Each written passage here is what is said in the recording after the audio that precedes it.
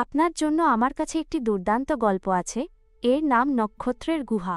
একসময় ক্রিস্টাল গুহা নামক একটি অত্যাশ্চর্য স্থানে নুডল নামের সবুজ রঙের এক বীর যোদ্ধা বাস করত। নুডল ছিল একজন নারহাল নাইট, যার মাথায় ছিল চকচকে হেলমেট এবং শিং, যা গুপ্তধনের কাছাকাছি গেলেই আলো দিত। নুডলের বর্ম তৈরি হতো জাদু করা শামুক দিয়ে। নুডলের সবচেয়ে ভালো বন্ধু ছিল ক্রাকেন, বিশাল এক সমুদ্র রাক্ষস। তবে সে ছিল খুবই বন্ধুত্বপূর্ণ। নুডল জলতলে 7 মিনিট 7 সেকেন্ড শ্বাস নিতে পারত এবং তার শিং লুকানো গুপ্তধন খুঁজে বের করতে পারত। ক্রিস্টাল গুহা ছিল এক বিস্ময়কর স্থান। সেখানে ছিল ঝকঝকে স্ফটিক, যা সূর্যের আলোয় ঝলমল করত। যখন বাতাস বইত তখন স্ফটিকগুলি যেন মিউজিকের তালে তালে নাচত, ক্যামিলার নাচের মতো। নুডল প্রায় গান গাইত, আর তার গান শুনে মনে হতো স্ফটিকগুলিও যেন সুরের সাথে তাল মেলাচ্ছে। গুহার পাথরের গঠনগুলি ছিল যেন বিশাল আকারের দুর্গ, যা হেনরির বিল্ডিং ব্লক দিয়ে তৈরি দুর্গের কথা মনে করিয়ে দিত। একদিন নুডলের শিং মৃদুভাবে আলো দিতে শুরু করল। এর মানে হলো আশেপাশে কোনো বিপদ আছে। নুডল সাথে সাথে তার তরোয়াল হাতে নিল এবং গুহার গভীরে যাত্রা শুরু করল। গুহার পথগুলি ছিল গোলকধাঁধার মতো, কিন্তু নুডল ছিল সাহসী এবং সে কোনো শব্দে ভয় পেত না। সে একা পথ চলতে শুরু করল। পথ চলতে চলতে নুডল এক বিশাল হলঘরে পৌঁছাল। সেখানে ক্রিস্টালগুলি আগের চেয়ে আরও উজ্জ্বল দেখাচ্ছিল।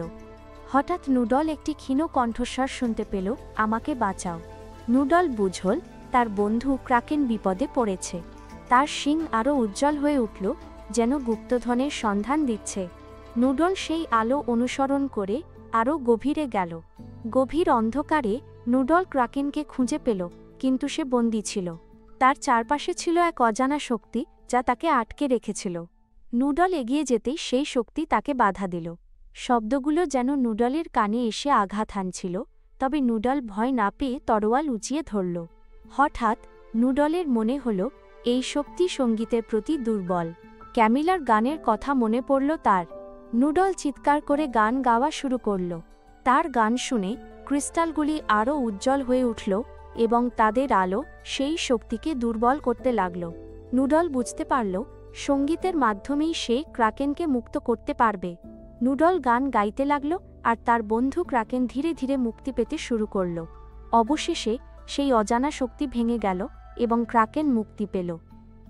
ক্রাকেন নুডলকে জড়িয়ে ধরল এবং বলল, ধন্যবাদ বন্ধু, তুমি আমার জীবন বাঁচিয়েছ।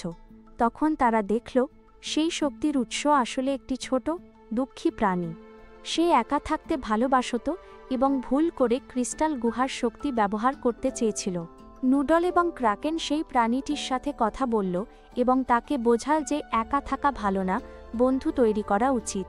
তখন নুডলের শিং মৃদু আলো দিতে শুরু করল। এর মানে হল বিপদ কেটে গেছে। ক্রিস্টালগুলি আগের চেয়ে আরও উজ্জ্বল হয়ে উঠল, যেন তারা সবাই একসাথে হাসছে। নুডল, ক্রাকেন এবং সেই ছোট প্রাণীটি একসাথে গুহা থেকে বেরিয়ে এল। তারা বুঝতে পারল সাহস, বন্ধুতা এবং সঙ্গীতের মাধ্যমেই সব সমস্যার সমাধান করা যায়। তারা একসঙ্গে গান গাইতে শুরু করল, আর ক্রিস্টাল গুহার স্ফটিকগুলি তাদের গানের সাথে নেচে উঠল।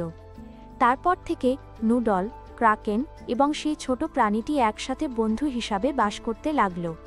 তারা গান গাইত, হাসত এবং ক্রিস্টাল গুহার সৌন্দর্য উপভোগ করত। আর নুডল সবসময় মনে রাখত, বন্ধুদের সাহায্য করা এবং তাদের পাশে থাকাটাই সবচেয়ে গুরুত্বপূর্ণ। দেখা যাক তুমি কত ভালো শ্রোতা। তুমি কি নিম্নলিখিত প্রশ্নের উত্তর দিতে পারো? ক্রাকেন কেন বিপদে পড়েছিল?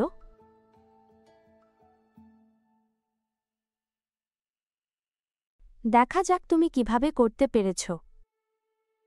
উত্তরটি হল, একটি অজানা শক্তি ক্রাকেনকে বন্দী করেছিল। তুমি দারুণ কাজ করেছ। আশা করি তুমি এই স্টোরি পাই গল্পটি উপভোগ করেছ। পরের বার দেখা হবে।